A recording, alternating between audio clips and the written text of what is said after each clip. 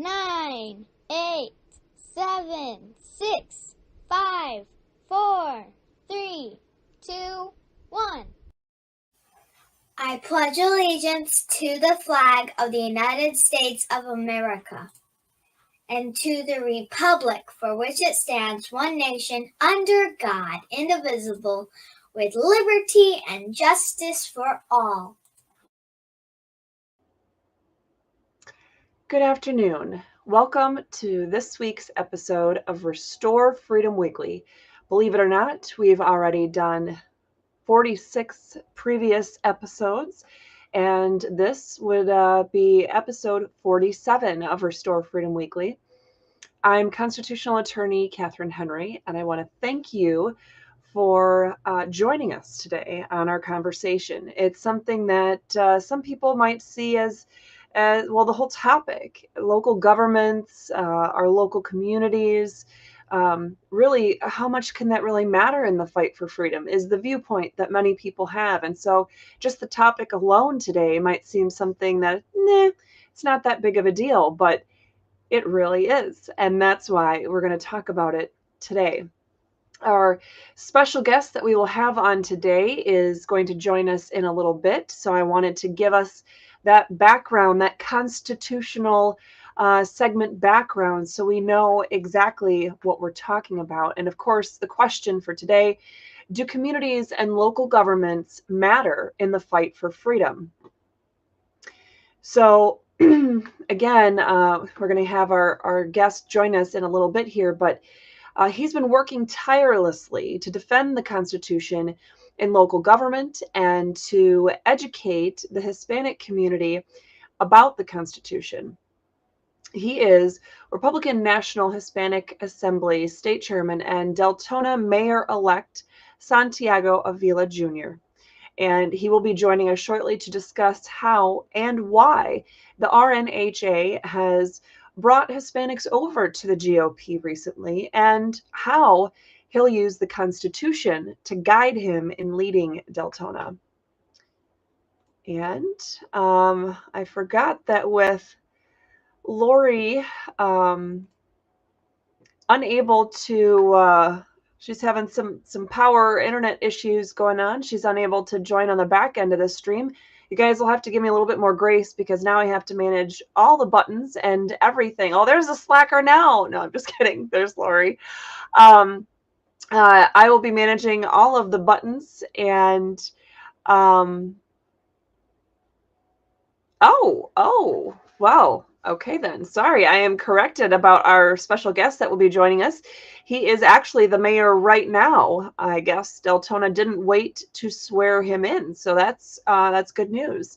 Oops, my slides are just going on without me. So at any rate, I will be managing the comments by myself, and the screen doesn't play nice with me. So actually, I'm going to see if I can make my slides a little bit tinier because I need to expand my my other screen here so I can see when our special guest pops up, so I can add him into the stream. And normally Lori would help me do that, but again, with the internet and connection issues, things that she's got going on, she's not able to jump into the back end here. So at any rate, bear with me today. I will do my best to get our special guest in without any glitches, as well as have running the PowerPoints and having that discussion, as well as keeping on task with all of the comments that will be coming in. And keep in mind, everyone, you are now able to, so you've always been able to comment on YouTube and Facebook and have it pull up in the live stream feed where I can see it and talk about it without any delay or anything like that. Rumble, it doesn't play as nice. So Lori watches Rumble and then she'll be pulling over comments, probably just by recapping those comments into the YouTube stream so I can see them here.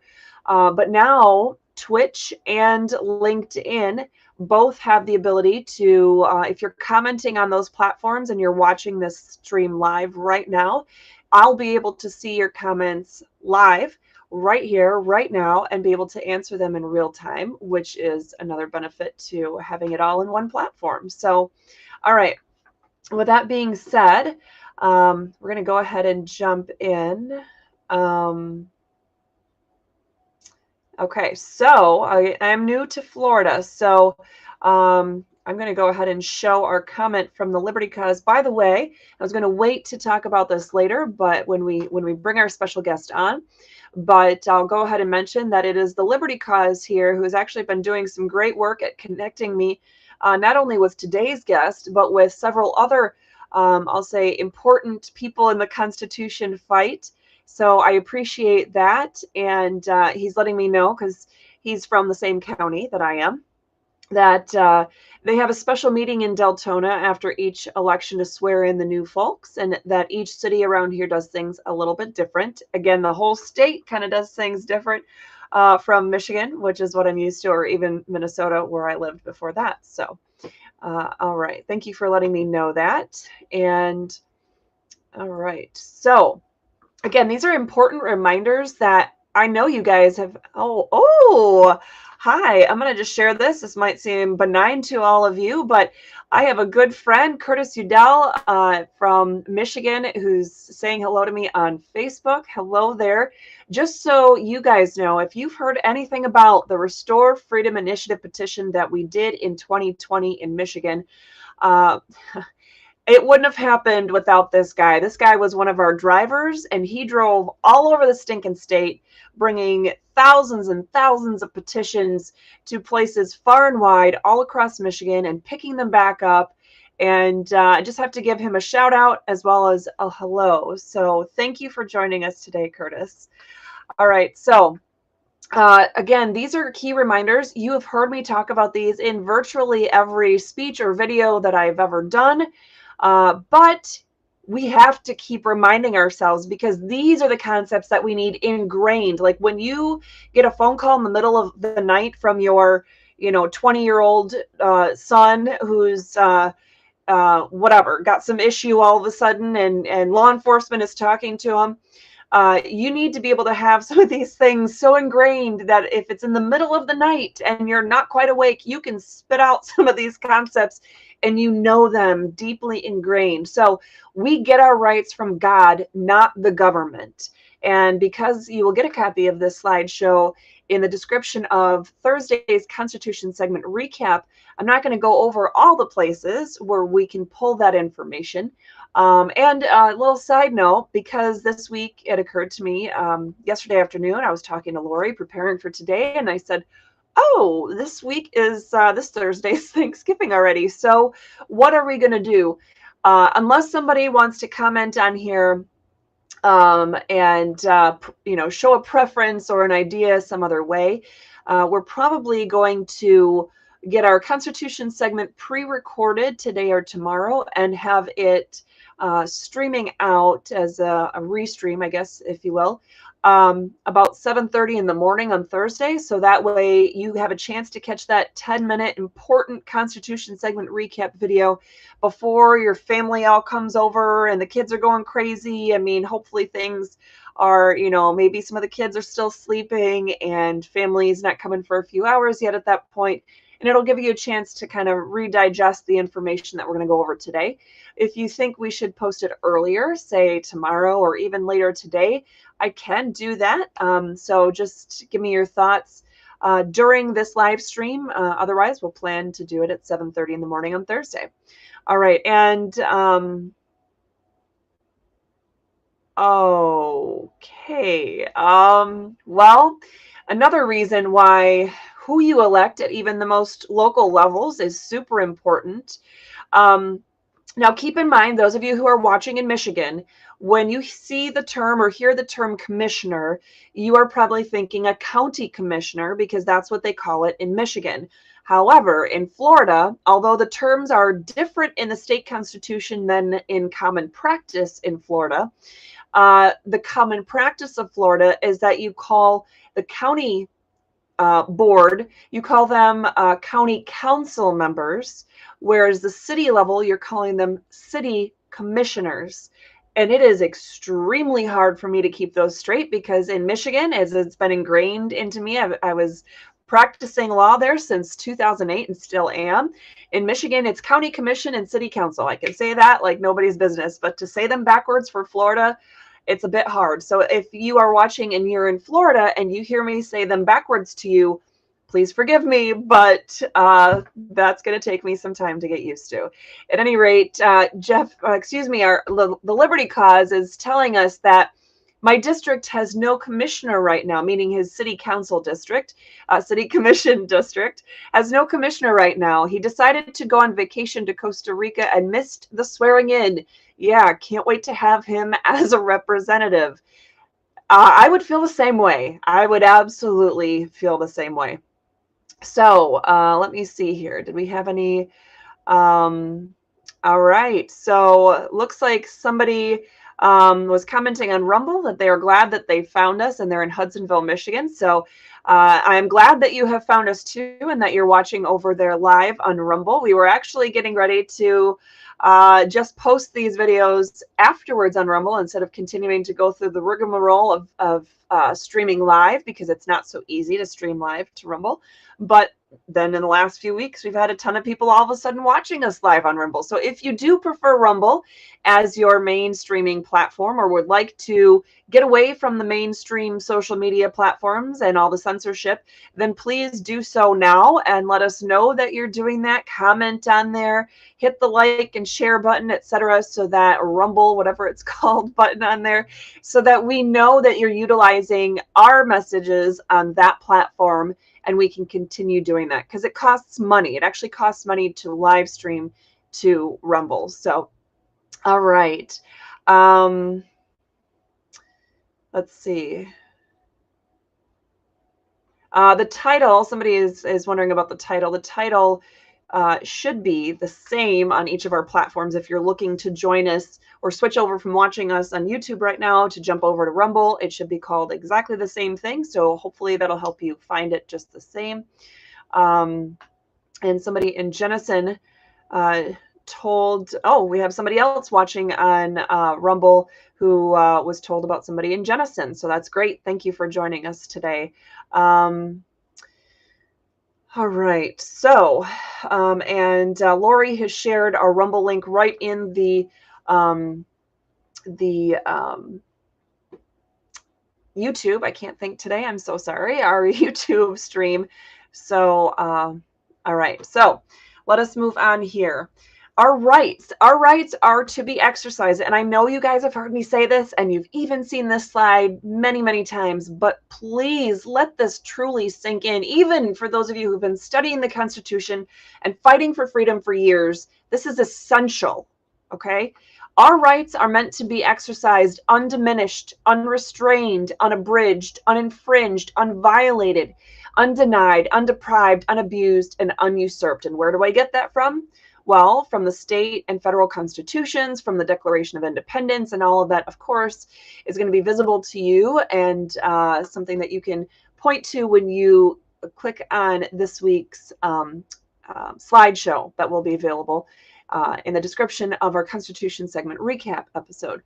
Again, government's main purpose and responsibility is to protect our God-given liberties, so that in my exercise of my rights, I'm not impeding upon your exercise of your rights. And if you think these concepts are not important, especially in dealing with local government, let me tell you, I can share with you soon enough my my own notice of lawsuit and notice to cease and desist letter that I had to serve upon my own city down here in Ormond Beach, Florida, because they seem to have forgotten some of these most basic concepts. And I literally put these, the words of these concepts right in that notice to let them know they are not doing their job. In fact, government has no rights. We are the ones with rights that God gave us. Government didn't give us the rights. Government has no rights, though. And in fact, we the people created our Constitution and our very form of government. Government, however, only has, not only do they not have rights, but they only have the powers that we specifically delegate to it. And another important concept, all government officials are required to take the constitutional oath of office. Now, I've only cited a few places here. I've cited Article 6 of the U.S. Constitution. I've cited the Michigan State Constitution, Article 11, Section 1, the Florida Statutes 112.311, Michigan Statutes 15.151. But let me tell you, if you just search the word oath, let alone oath of office, and you do that at the Michigan legislature website, Florida legislature website, California, Texas, wherever, you're going to find that whatever state you live in, there is no shortage of state laws, constitutional provisions, court rules, you name it, about taking that constitutional oath. So this is something that so many people who serve in government in one way or another at all different levels don't even realize that maybe they've actually taken the oath, they forgot, or perhaps they didn't take the oath and they're serving illegally in that position. Okay, so the U.S. Constitution is the supreme law of the land. Another basic concept that I know you know. I know that you guys have heard me talk about it before, but it is something that we cannot let set out of our mind, right? Why is this so important? Because what happens at the local level, okay, when you're talking about those, your local governments and your local communities, what happens at the local level cannot violate the protections that are guaranteed to us in the state constitutions, in the U.S. Constitution. But keep in mind, too, that in the vast majority of situations, you're also going to have a county charter, a city charter, or a village charter, depending on what your state does with those. And a charter is literally the same thing as a constitution, but only at the more local level. So all of those, any action by your local government cannot violate your charter, your state constitution, or the U.S. Constitution, with that U.S. Constitution being top dog. If the state constitution or your local charter or any ordinance or any state laws or anything like that, if any of them violate the U.S. Constitution, they're void on their face. They're unenforceable from the word go. So again, the basics are the governments are instituted to protect our God-given rights. We get our rights from God, not the government. Government has no rights. Government only has those powers which we specifically delegate to it. Now that means government cannot act unless there is a specific power granted by the Constitution. Government is prohibited from doing anything that violates the U.S. or state constitutions.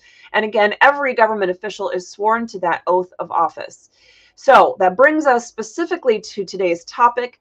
Of course, I encourage you to participate in our, oh, come on, get my little screen thing out of the way. There we go. All right. So I encourage you to join us and participate on Tuesday mornings, or quite frankly, at any time during Tuesday. We have the poll up at least by 10 a.m. and the answer posted at 10 p.m. for our Tuesday true or false questions. This week was local governments and communities have little impact on our nationwide fight for freedom. You can participate on Twitter, Telegram, LinkedIn, Truth Social, the YouTube community side, or on our website, restorefreedomkh.com/updates. And the local government and the state constitution, we're going to jump right on into this topic and keep rolling straight through until our guest is able to join us, which should be any moment now. But local government in the state constitution, I just wanted to tell you where the provisions are found. We're not going to go over heavily on what these provisions are, but when you're thinking about local government, what its purpose is it important in the general fight for freedom, the fight for freedom nationwide? Look at for Michigan, you're going to look at Article 8. That is the section, 7. I don't know how to count in Roman numerals today. 7 is the whole provision is about local government. And if you want to look to township government, you're going to look at Article 7, Section 17 and Article 7, Section 18. And that tells you just a little bit about the powers, about the how it's organized, the offices that are required to be held in township government. Michigan, in the Michigan Constitution, you can then look to the parts about city and village government. Again, I'm not going to go over the details, but they'll be in the slideshow that you'll be able to flip through at your own leisure. That'll be shared again on Thursday in the Constitution segment recap description. But Article 7, Section 21, Article 7, Section 22, again, that's telling you about how cities and villages are incorporated and about the use of charters, resolutions, ordinances, and general powers. If you want to look at the Florida Constitution, that's going to be Article 8. See, they're both so close in Roman numerals. Article 8, the whole article is about local government in Michigan, in the Florida Constitution. But Article 8, Section 2 is about the establishment, powers, and annexation of municipalities. So again, just to give you that framework. So when you're going into a situation where you're encountering your local government, you know, it's more comforting to know that you've got the knowledge necessary. You have the basics. Because I'll tell you what, if you know where in your state constitution it talks about your local government and what their powers are and how they're even created in the first place, and you know what limits might be specifically mentioned in your state constitution or the U.S. Constitution, if you know those concepts, those basics, even if you don't know any state laws, even if you don't know any local ordinances, but you know what your state constitution says about local government, you're going to be leaps and bounds way ahead of what any of your local officials understand. You are going to have the higher ground on understanding how that context, how that conversation, how that interaction is supposed to go. And that is invaluable. So again, just take a look. These parts are not very big. That second one from Michigan had a little bit more words involved, but it still fit on a slide. Okay, so if it fits on a slide, it's short enough that you can take a look. Also wanted to show you some local government stuff in state law. I started with Florida first for some reason, but these are the chapters that most directly deal with municipal government that are covered in Florida state law and Florida statutes. So it's actually Title 12. The whole title is about municipal governments. And I didn't skip chapters. They skipped in numbering. So they didn't have a chapter 169, for example. At least I'm pretty sure they didn't. But at any rate, there are several numbers that they've skipped for various reasons. It could be that they have been repealed or whatnot. But at any rate, these are the ones with the titles of those chapters, just to give you that concept. Don't be afraid to go and just browse through the chapter index of your state's statutes. So you could take a look at, oh, okay, that's how things are organized or not. Michigan's is not organized very well at all. In fact, if you're looking for anything on municipal governments or local governments in the Michigan state law, well, it's best that you take that step back and look at the entire chapter index on the legislature's website, because you'll see that Chapter 41 talks about townships, but Chapter 42 talks about charter townships. Chapters 61 through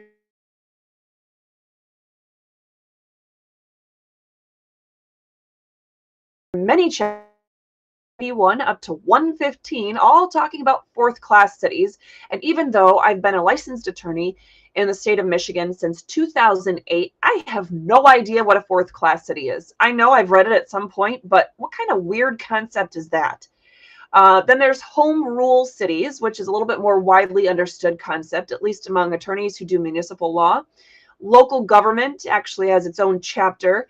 And then municipalities, which is synonymous essentially with local government. Are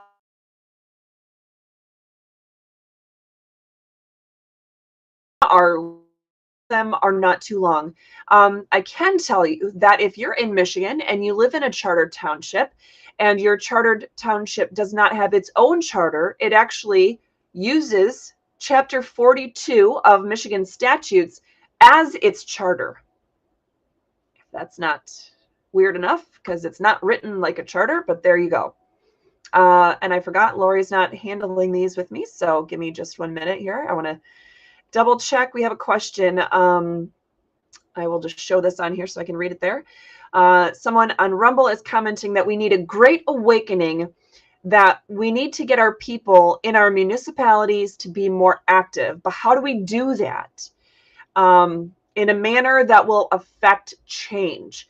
Well, we have to have people care. And quite frankly, I think I would like to have some county leaders, which is still a form of local government. But I'm going to talk to my good friend Joe Moss about coming on the show in the coming weeks, as he and the Ottawa Impact Group have turned, I want to say, it was either 8 or 9 of the 11 Ottawa County Commission seats. So Ottawa County Commission, the whole county board,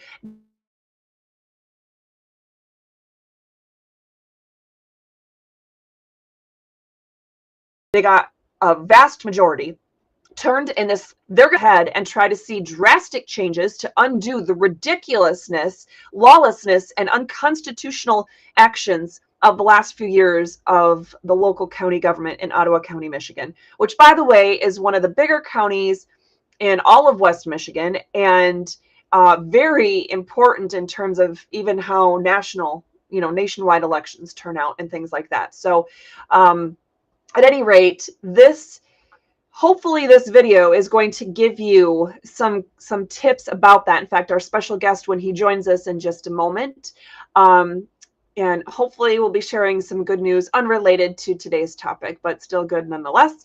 At any rate, hopefully he's going to give you his own perspective as a local government official, as a mayor, on what needs to be done, what can be done, what should be done by average, everyday people who just don't know how to affect change. Now, I have all kinds of videos out there giving you guys those kinds of ideas. And don't forget our Get Involved challenges. We have a Wednesday Way to Get Involved challenge every week. I think we've only missed maybe 2 or 3, probably 3 during the week of my mother-in-law's funeral, and then the 2 hurricanes that we've had this year, because of course that was starting on Wednesday both times.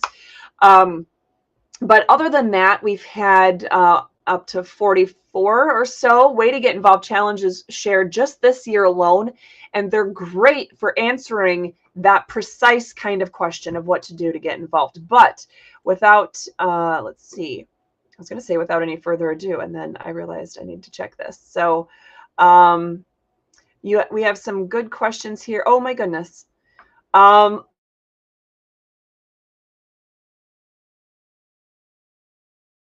Be able to keep what we're doing here today. So I'm not trying to ignore you. I got Roger and Curtis both on Facebook with comments. Let me just take one last comment, and then we're going to bring in our special guest today.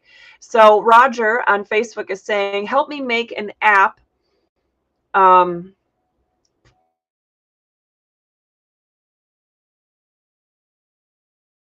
they can fight corruption. Attorney will fight when it comes to government. Well, I actually have an app out there right now. That's the Restore Freedom app, available in the Apple app and Google Play stores. Paid lots of money to the app developers to do that. It doesn't do what it was supposed to do. It's got a lot of glitches and it's missing some key features. But I can tell you that without having the help of my good friend, Joe Moss, who's now county commissioner-elect, and my father, who and some other friends that have been on the tech team from the very beginning of this Restore Freedom adventure, they've been the behind-the-scenes tech team, and now I'm the behind-the-scenes tech team. So I am going through as quickly as possible to get our website up and running. Why am I talking about the website? Because the program that I found is going to help me utilize my website to recreate, reinvent a whole new Restore Freedom app that I hope will be able to bring those resources to your fingertips a lot better. And my website included the resources that I have on there now, and that I will continue to repopulate now that we had to put up our new website before I was quite ready for it. we'll have tons of different legal briefs and motions and notices and different kinds of things, so you can walk yourself through how to do some things. But we'll talk more in detail about that. In fact, Roger, if you want to bring that up a little bit later, or Lori, hopefully if you're still listening in, that you can grab that question and put it as something that we perhaps do another whole video on again too. So, all right, we have, okay, so we got some good questions again, but I want to bring in our guest for today without any further ado. So let's do that first, guys. I'm not trying to ignore you on that, but let's see here. Let's try to make us a little bit bigger. In fact, I'm going to hide my, there we go. So I'll have to shrink us a little bit to get back into some of the detail that I have for the information that goes behind all that we're talking about. But without any further ado, first of all, can you hear me okay?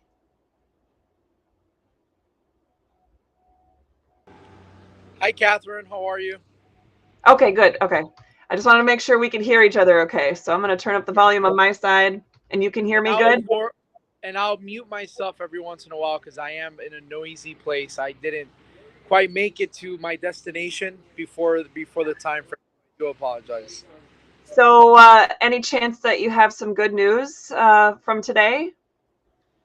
So so I know the baby or babies are coming July 15th of 2023, and they scheduled another appointment for an ultrasound. So oh, they gypped you. They did. They made us wait a very, very, very long time unnecessarily, just to give us that news. So we have to wait a solid month to find out.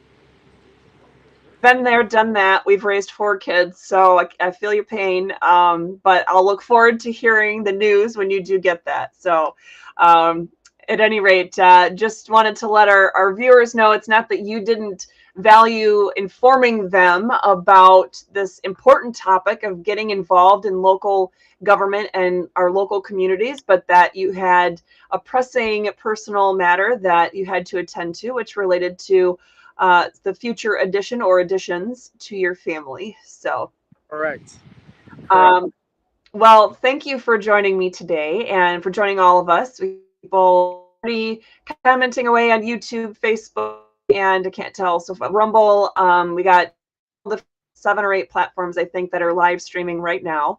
So at any rate, I guess I'm going to actually go back, especially while people can't see my slides. I'm going to go back to the questions that I wanted to ask you, which are pretty straightforward. So first of all, I guess, give us the brief who you are in the context of Deltona and the RNHA. Just kind of give us that background, and then I'll ask you some other follow-up questions from there. Sure. So first and foremost, I'd like to thank you for having me on your show.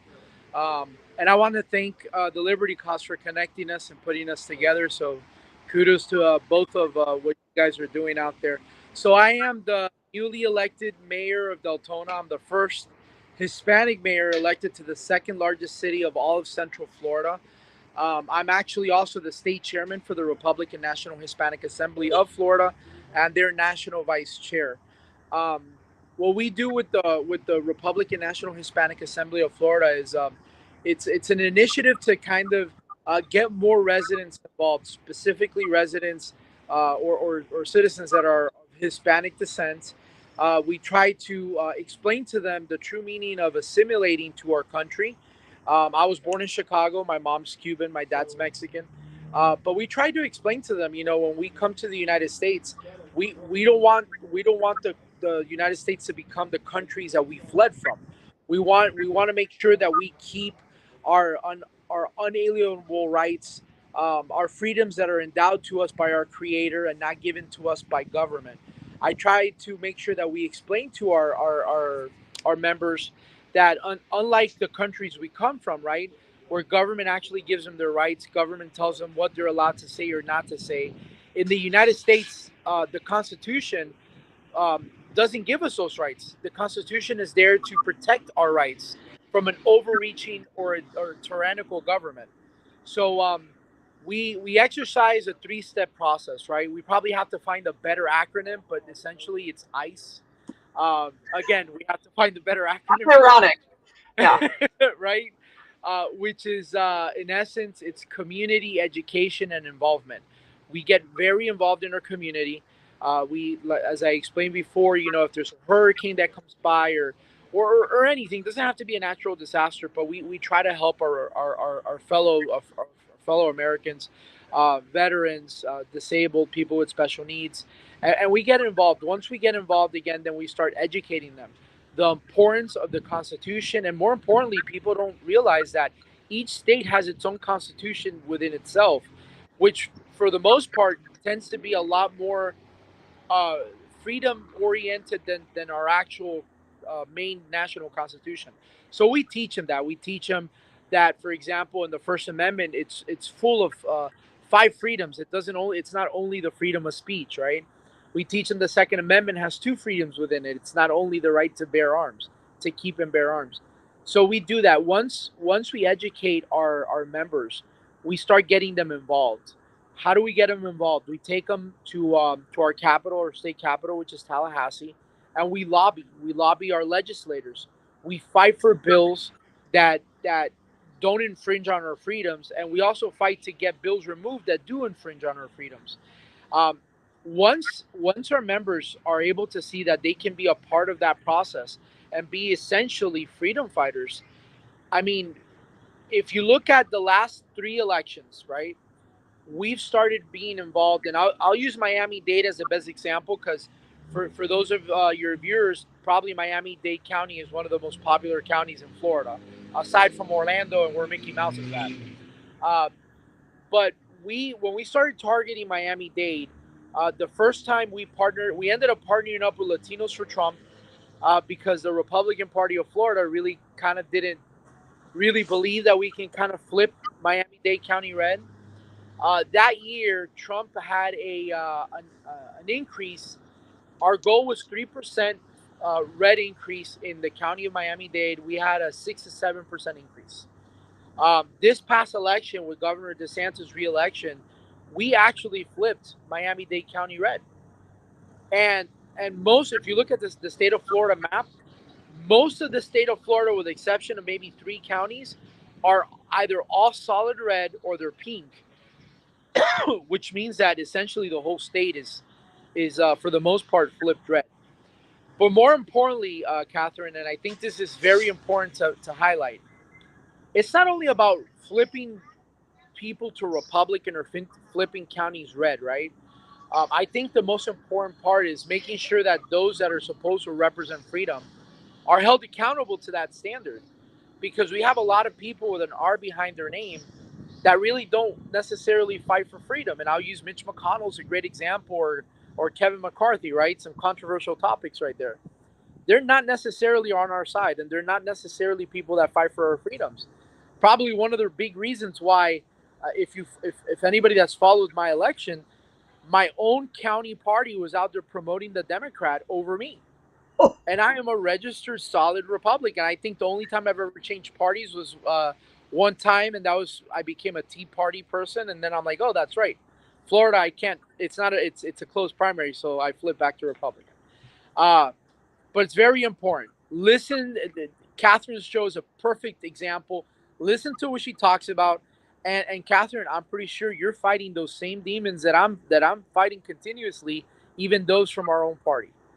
Oh yeah, and just so you know, we just talked briefly yesterday, but one of the things that I was doing when I was in Michigan, right before I came down, I was still serving as MIGOP state committee woman, and on the 2nd Congressional District MIGOP caucus. And but my county party had tried as much as they could to keep me out, and the establishment is they're not. We're not friends. Let's just put it that way. So, yeah, that's something I definitely am used to. So, well, Yeah, it's just such great information. I was trying to process in terms of the question I asked to see if there was something, an aspect of that that didn't get answered. I think it did, but if any of you that are watching right now live feel like there's some follow-up you have for that, please don't hesitate to put the question in our in the comments on the live stream. But the second question that I wanted to get to was really a little bit more specifics. I think you maybe have touched a little bit on it, but let's get some specifics on how you're going to use the Constitution to guide you now that you're going to be leading the second largest city in all of Central Florida. So, excuse me. So honestly, it's pretty easy, right? You look at the Constitution, and it's not a document that's living, right? It's not a living, palpable document. And you know what? If you want to disagree with me, you're welcome to disagree, and we can debate that till we're both either blue or red in the face. But it's very plain and simple. It is what it reads, and I think our founding fathers were ahead of their time with a document that's literally has surpassed all sorts of things and all sorts of histories. But so you look at in a city, right? Essentially, laws are really called ordinances, right? When you have an ordinance that you know to be, and I'll use a good example of one because this is one that our city is facing with right now. We're not facing any current lawsuits, but um, there's a restriction on food trucks, for example, right? Now, this has been brought up to the Florida Supreme Court, and every single time the courts have ruled in favor of the food trucks. If you already know that something like that is infringing on people's rights, and if you already know that you're trying to pass an ordinance that essentially violates somebody's potential freedoms or is unconstitutional, then it should be stricken down or it shouldn't even be presented up for a vote. I think something that's very important how we can use the Constitution, and I am pleading with the residents of my city as well to help me with this. It's you start going through all the ordinances that are currently on the book, right? And then you start picking up the ones that you know initially you'll have bipartisan support, even though it's a nonpartisan position, which you and I both know that's a lot of baloney because there's always a lot of partisan. But you pick up the ones that you know you'll have the support on, and you literally bring it up and you start by getting them removed. One of our founding fathers said in one of their notes that they wrote that being a good legislator is not about necessarily creating good law, but it's more about removing the bad ones. And I think that's something that we've lost somewhere in when politicians were more of being countrymen or statesmen and fell into a position of being just politicians in a brand new career path, right? We've lost the fact that we can go back in and get the bad laws and get them removed. I think that's one of the ways that I can use the Constitution to help me. Another one is making sure everything's about for and with the people of my city. Right now, one of the things that I've been doing a lot is communicating with all my residents as much as I can, whether it's on social media, whether it's during meetings. We just released a first part of a weekly video where we're going to be giving updates, also highlighting a special area in our city, whether it's a reserve, whether it's a small business or a park or a trail. But it's getting the residents involved. I think the number one issue that we face as Americans, regardless of what city it is, it's a lack of citizen participation. If more residents were to get more involved in their cities, in their local governments, we wouldn't be in the mess we're in now. And everybody I know focuses on the presidential elections, on U.S. Senate and Congress. Those are all important. But the most important, the ones that impact us directly, are city, county, and even state elections, because those affect us the most. So I urge everyone, make sure you constantly, school boards, my goodness, school boards are super important with the amount of discussing things that are being given to our kids. I think it's time to start being more involved in our local government more than anything. Sorry, of course, at that exact moment. There. Okay. I was trying to get some of the comments showing here. Lori says it's fun meeting new people that truly understand our government. So it is. It's been a pleasure getting to meet you so far, electronically, telephone wise, etc. Lucky for me, we live in the same county, so I'll actually have a chance to be able to meet you in person, hopefully Yes. not too far in the future. But Yeah. um, so yeah, I mean it's all great stuff. I heard you say things. I was trying to write some of it down. That really making the local government about, for, and with the people. That doing government is about them, but it's for them, and it's also most importantly with them. Yes. And getting that community involvement and getting the residents engaged in government. And you're talking about doing video updates and I mean, removing bad ordinances, purposely reviewing all the ordinances to remove the bad ones. I hope that you keep me in the loop as you do that truly every little step of the way, because I would love to showcase that and walk through that progress with you on our show, so that we can show how that could be the shining example to the rest of Florida, to the rest of the county, to the rest of every single community across the United States, what they should be doing. And I can say that because until I moved down here, I was also a township trustee, a board member of the seventh largest township in all the state of Michigan, Georgetown Township. So I was the squeaky wheel, I guess you could say. I was the one that was really causing us to stop and think about. I mean, I started right at the beginning of our. I think almost all the townships utilize that same software. I forget what it's called, but anyway, where you can find your ordinances and whatnot online. And the Municipal or something like that. yeah, It depends on county or city. They have different ones. yeah. Well, most of them that I've encountered in Michigan and Florida and beyond actually use that municipal something or another. But any rate, so it started at the very beginning, and it talked about charter. And there was some, I don't remember the details, but essentially it didn't say if we had adopted our own charter in the township or if we were utilizing Chapter 42 of Michigan state statutes, which serves as the township's charter if there is not one in place. And I said, if I can't figure that out as the attorney and new trustee on the board, we need to have that, clarified. So I worked with the city to get that changed in my first week of being in office. And then that was like the first thing you saw, and then going from there. So it's important. It's important that the ordinances are cleaned up, that you get bad ones off the books, that you have things in a very easy to find format. That's probably one of the biggest things, that if I could give you a suggestion, let alone all the others that might be engaging in local governments, is make things accessible and understandable. I mean, just me digging in my own city's ordinances and trying to figure things out. I mean, it's a nightmare trying to figure out what's where and how do you find it. And I'm an attorney. I'm used to digging in state statutes and cases and court rules. And yet the hardest is ordinances by far, if that's not sad enough. I think you're very dead on when you said that.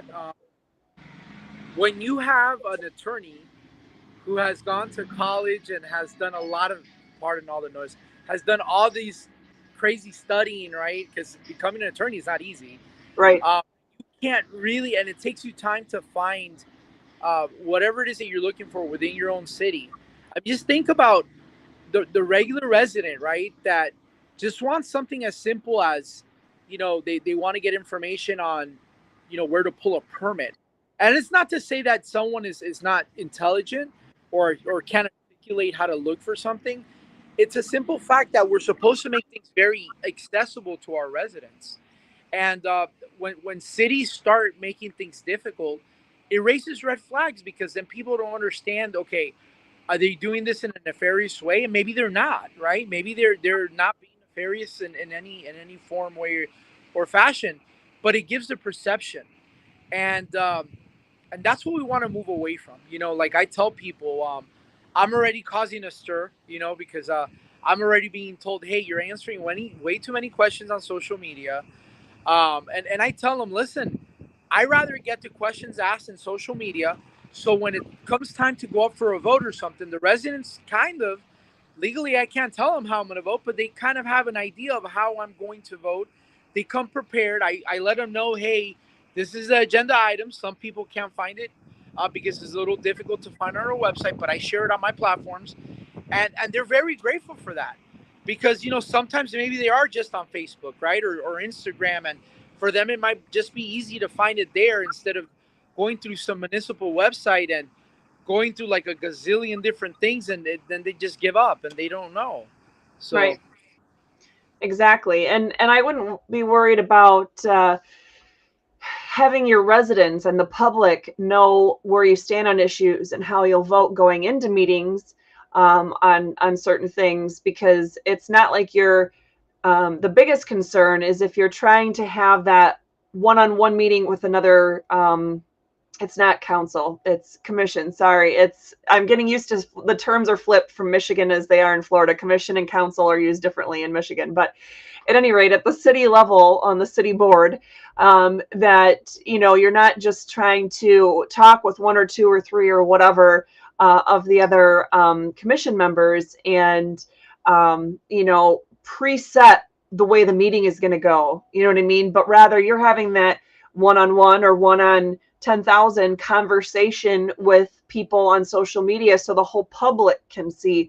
To me, that's exactly the way it needs to be, because people need to know what their particular representative is thinking going into a meeting so they know if they need to lobby them as an individual person, as a resident, as a homeowner, as a parent, as a business owner. They need to know, okay, well, this guy understands the Constitution, or this person understands our concerns, or this one doesn't get the logistics and they're going to vote terribly. They need to know that kind of information going into meetings. So I wouldn't be afraid of sharing. As long as you're sharing with everybody equally, don't be afraid of that or think it's anything wrong. And if we have some obscure statute that says you can't do that, let me know and we're going to take it out, because that's ridiculous. So Katherine, you touched up on something that I think I wish our residents kind of jumped in a lot more, and that's property rights, right? As a conservative, everybody tells me, well, how can you not support like certain developments if you're a Republican, right? Because you're supposed to believe in property rights. Well, here's the thing, and I'll give you a great example. If you go to buy a piece of land, knowing that it is zoned for agriculture or for housing or for HUD, whatever, or for commercial, right? Industrial, whatever it could be. If you go buy that property and you want to develop what it is already zoned for, let's go through the process. I would not have an issue with that. But if you buy a commercial property, for example, and there are no like fails, in other words, a fail is like if something has been deemed that if there's a commercial to go in there, it really wouldn't work. It would actually be more of a negative impact for traffic, yada yada.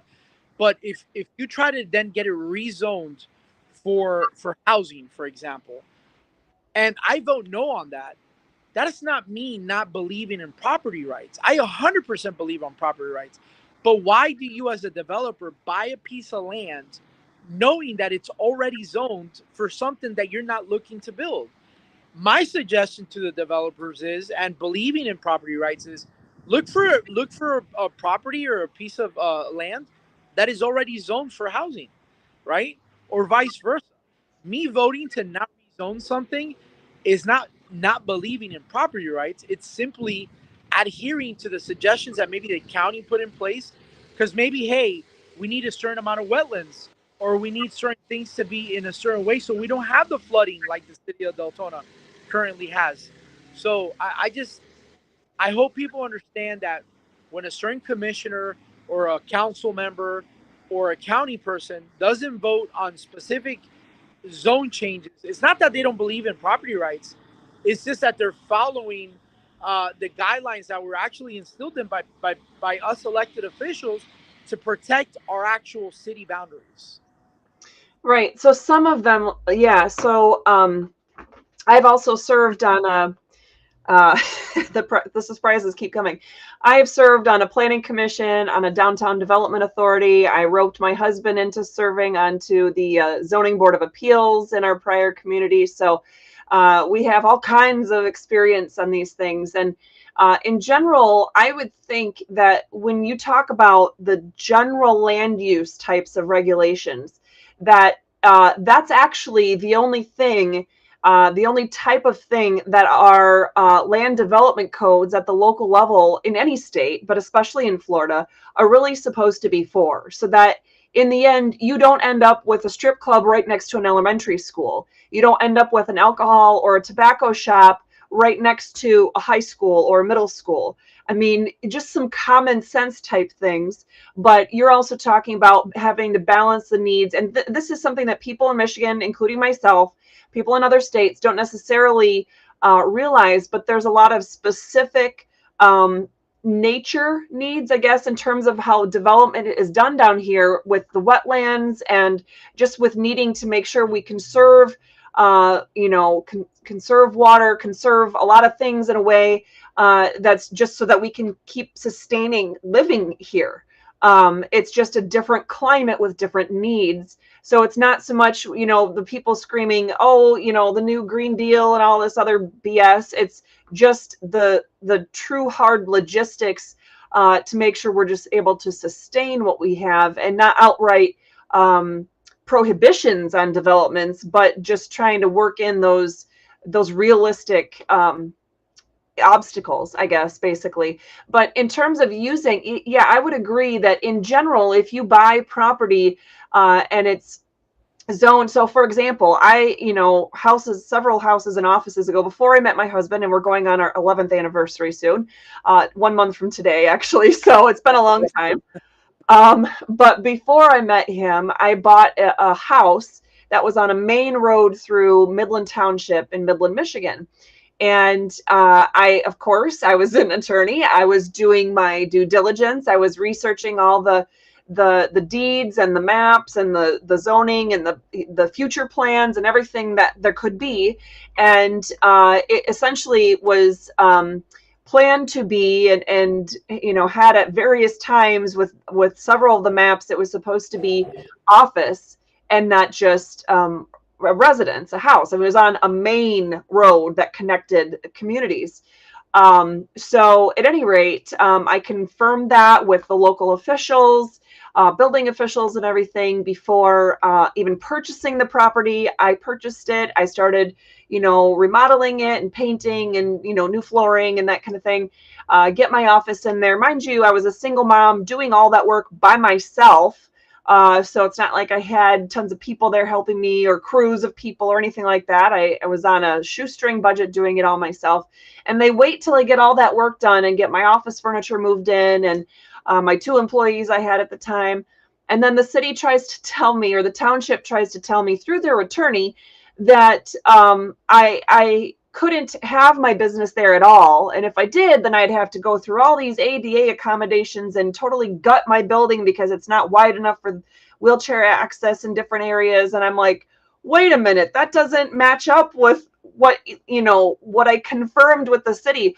Oh, well, you can't hold, the city to what that building official said. Nope, you got to know that it was over in this obscure section of this footnote here. And I ended up selling the property, luckily, because by the time everything all came out, my husband and I had met and gotten married, so I was going to be moving. But I was gearing up for a big fight with them because that is the kind of thing that's robbing somebody of who's doing due diligence, robbing them of a viable use. That is a taking. That's eminent domain by what it was meant in the Constitution.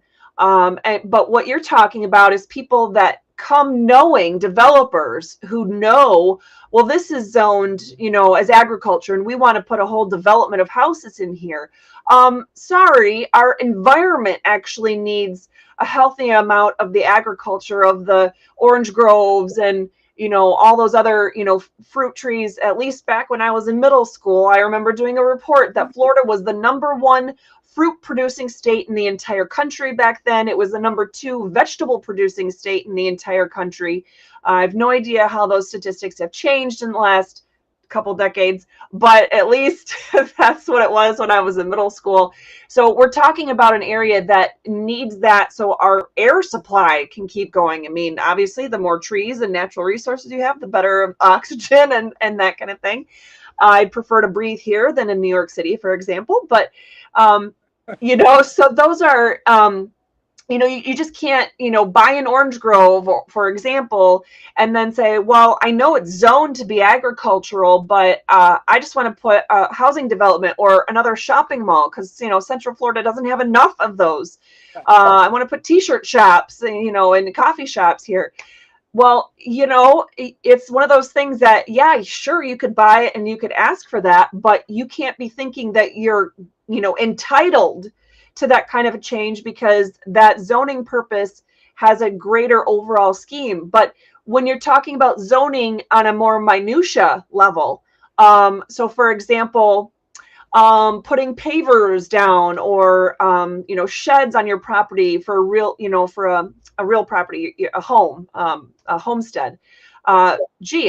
People put those kinds of ground coverings all the time, or they put privacy fences or whatever. So making sure that that's done in a way that's not interfering upon the rights of your neighbors is one thing.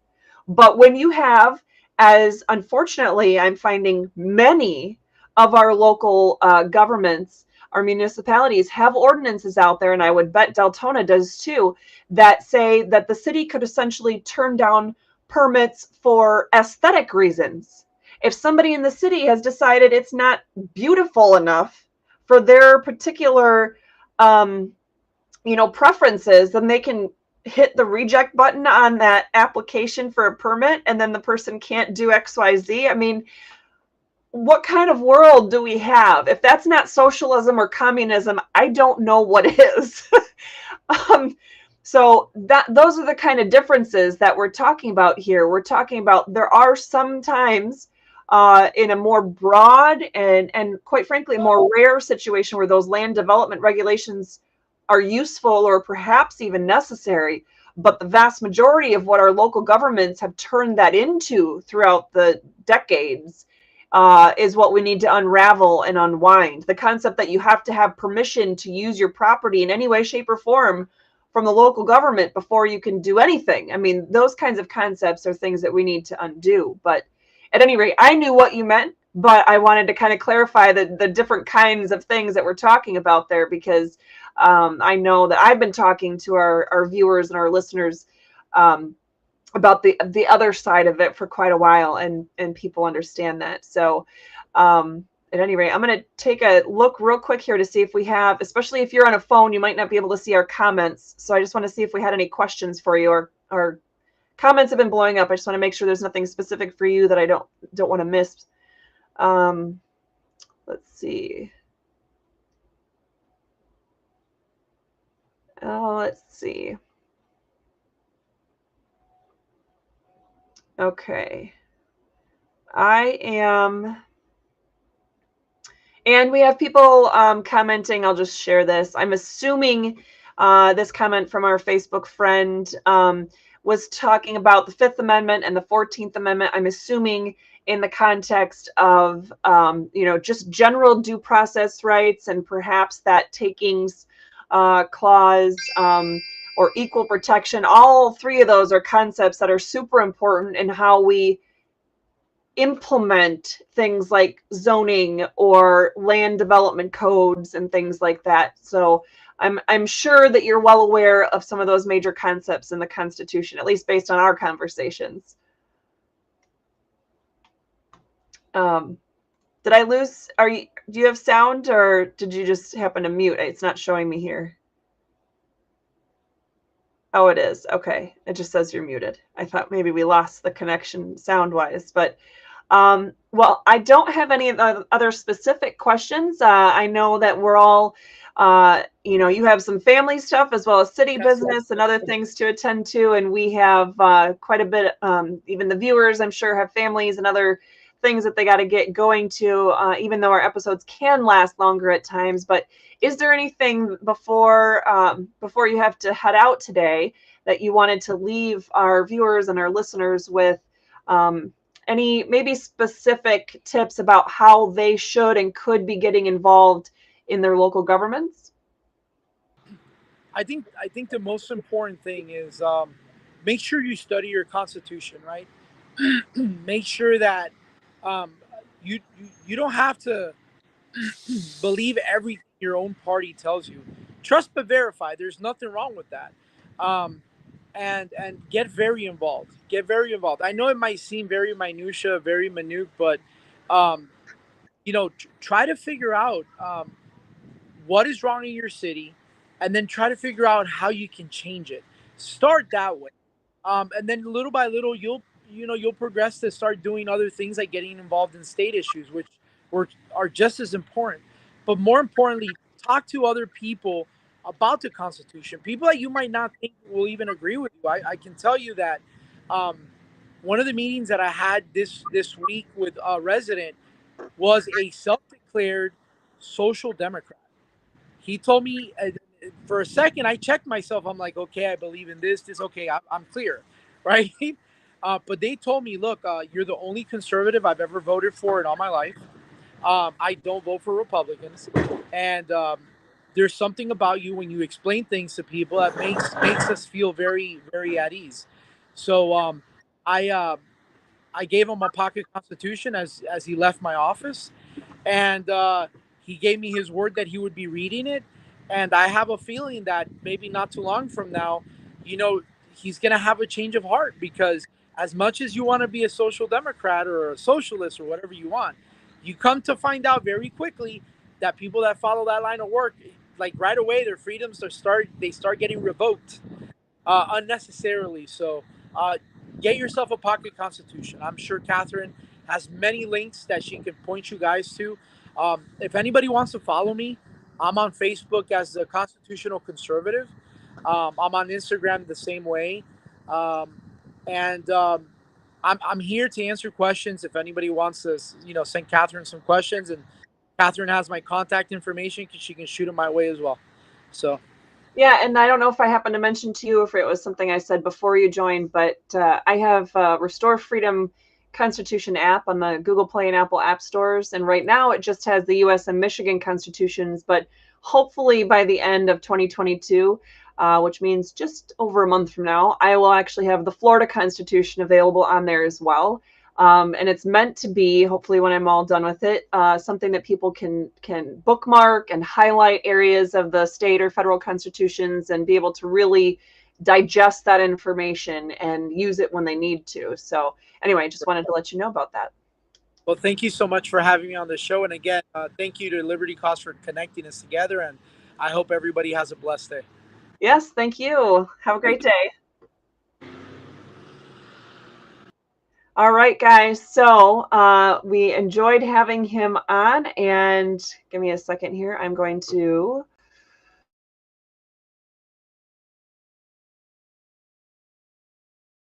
apologize to do some improvements here, and I have a secondary camera that I have up and running today, and was able to adjust the lighting and all really blue.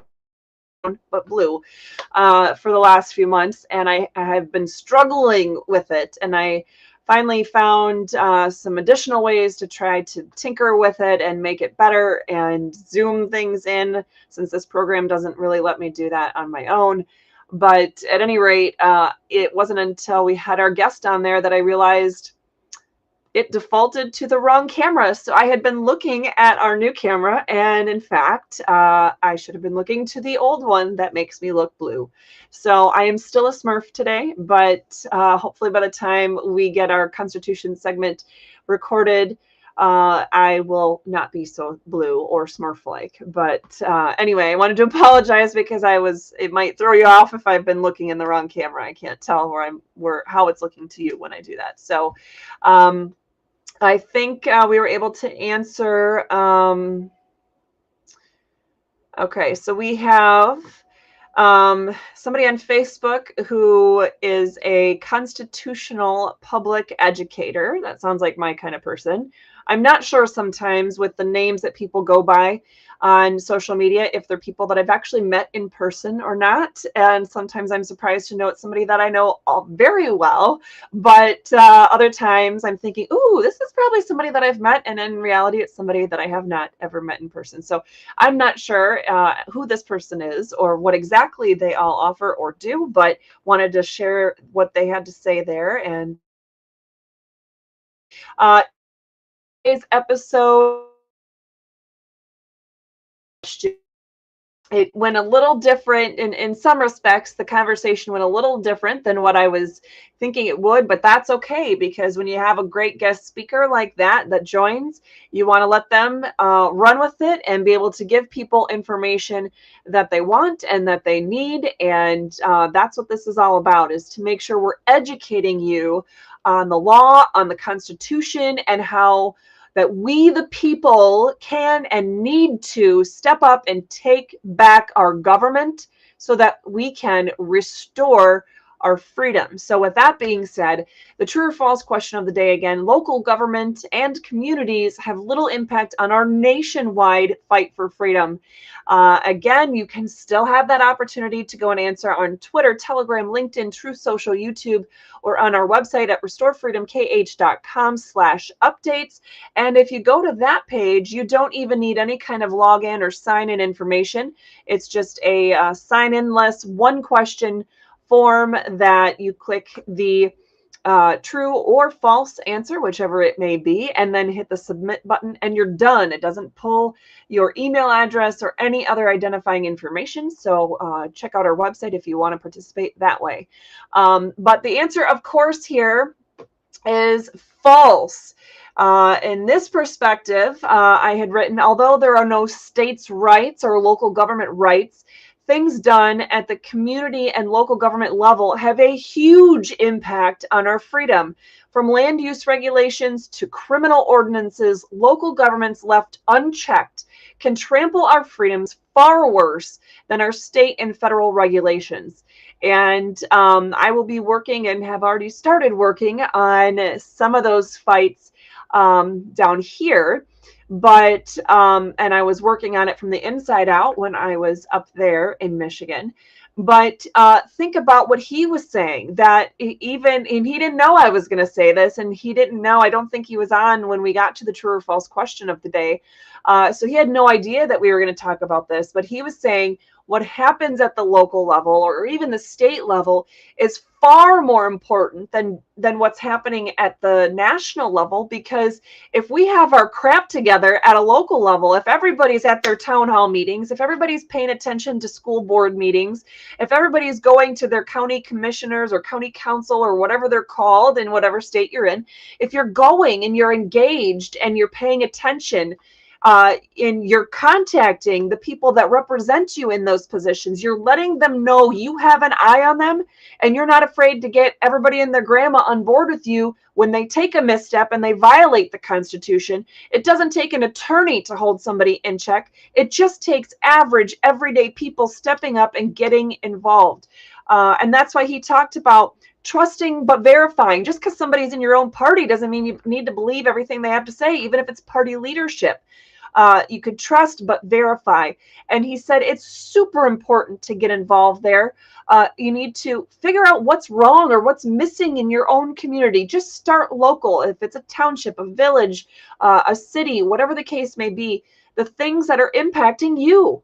Things that are impacting you most directly, or those that you care about, figure out what specifically is the problem, and then start reading the Constitution, reading the state Constitution, the U.S. Constitution, starting with some Google searches, but don't trust and believe everything on the internet. But find out how you can change what it is that is the problem in your local community. So to get more information on what you can do and how you can do it, please make sure to check out our Wednesday Way to Get Involved challenge that will be shared with you tomorrow morning on all of our social media platforms, as well as our website, restorefreedomkh.com/updates. We don't share those kinds of posts and things on the podcasting platforms, at least at this point, for the simple fact that they're not audio or even video. They are a post. It's a picture and some words. And so if you are someone who is listening to us on one of the podcasting platforms later on today, keep that in mind, that you still want to have at least that backup where you can touch base and get some more of those resources. Like, just head to our website, restorefreedomkh.com. If you don't like social media or anything like that, we put everything on our website. That Constitution segment recap that will be going on Thursday morning. Like I said, we'll probably have it go live at 7:30 in the morning. So you have plenty of time to catch that 10 minutes of very important recap information before having all those family activities starting, before the kids are all running around like crazy people and you're ready to, run away. And Freedom Fighting Tools on Friday. You're going to be out getting tools, right? On Friday, you're going to be shopping in store or online for the best deals of the year. If you're a true constitutional, or excuse me, at least financial conservative like me, we have a rule in our family. If anything's broken past March, maybe even as early as January, you got to wait till the next Black Friday. And my husband says, I need a new pair of work pants. And I'm telling him, ooh, sucks to be you. You got to sew that hole up and wait till Black Friday because it's way cheaper after years and years of searching. That is what we have consistently found. So whether it's a computer or some jeans or a toaster or anything like that, that's our family rule. So if you are a financial conservative in the same respects and you're going to be out getting tools or the like on Friday, keep in mind that we will have freedom fighting tools available for you. At least 2. I always have 3. Just because that is my favorite number. But those will be available in a post for you as well on Friday.